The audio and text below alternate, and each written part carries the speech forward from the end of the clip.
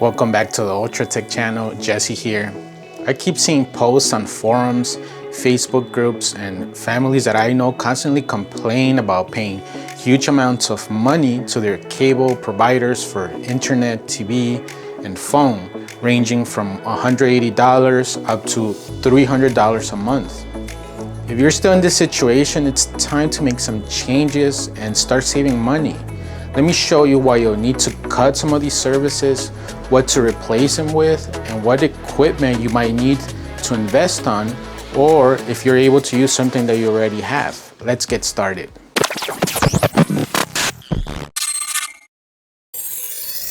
I live in an area where we only have one internet service provider, and they offer internet, TV, and phone services.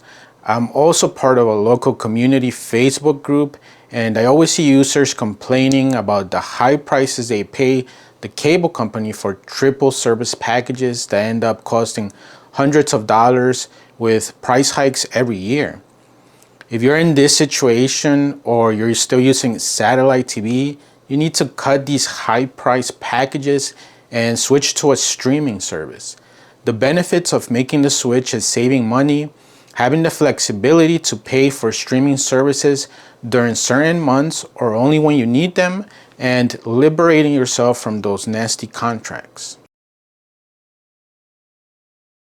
In order for you to be successful in cutting the cord, you'll need to make sure your internet is fast, and that will be the primary and only source for the new streaming services. If your internet is slow, your streaming performance will be poor, and if your internet goes south, then all your streaming services will be offline as well. As a first step, cut TV and phone and work out a new deal with your service provider, or even switch providers if you have to. With this new strategy, you'll only need internet service and nothing else added on. I mentioned to cut home phone service because most people now use cell phone without having the need to have a house phone, and even if you do need a house phone, there's always cheaper alternatives such as VoIP, which I used for a few months and only ran me about $8 a month. Now, back on your internet, try to get at least 300 Mbps or even go for 1 gig if it's available. Even if you have to pay a few more dollars for the fiber, it's worth the extra money, as fiber will give you blazing fast, reliable, symmetrical speeds. Make sure your home network is rated for at least 1 gig. Most modern routers provided by your ISP are already 1 gig, but make sure to get Cat6 Ethernet cables to go along with that, because buying the wrong cable can slow down your connection. If you buy your own equipment, such as adding a switch, make sure you get a 1 gig rated switch. Once you have secured the fastest internet possible and canceled your live TV and phone service, it's time to look for which streaming services you will use. Personally, I do like watching live TV, mostly because of sports. I like to watch NFL and Liga MX. Because of this, I only subscribe to live TV streaming services only during the periods that these sports are happening.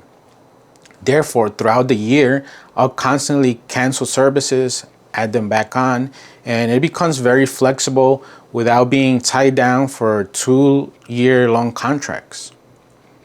If you don't need live TV, you can probably subscribe with a combination of Netflix, HBO Max, Disney Plus, and Amazon Prime, depending on what you like to watch.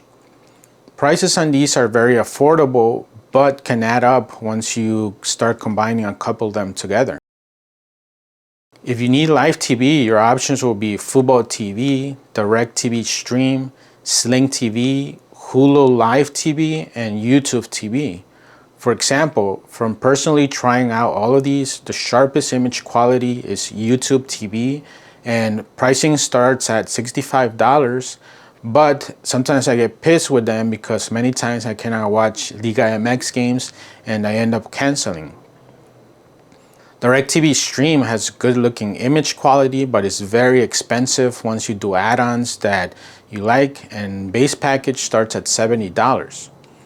Also, a negative with DirecTV Stream is that they do not offer their app natively in Android, which is used by the Nvidia Shield that I use for all my devices.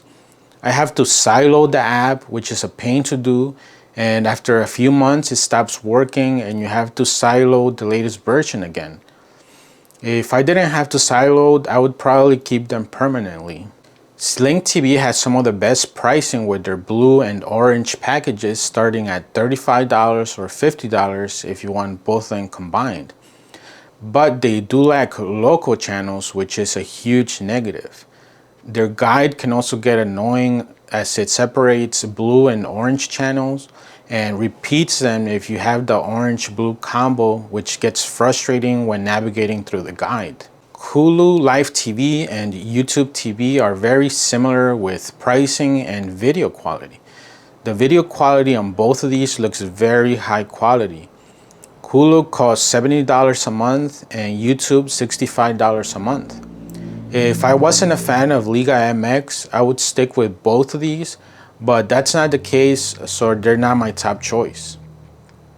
My favorite live TV streaming service is FuboTV.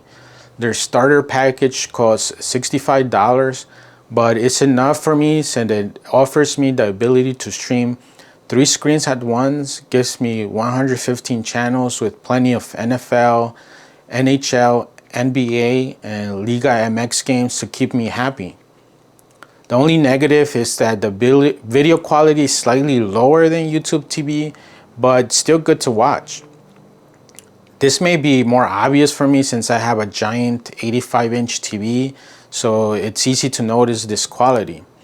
The good thing about most of these is that they offer free trials, so take advantage of that and find which service works best for you.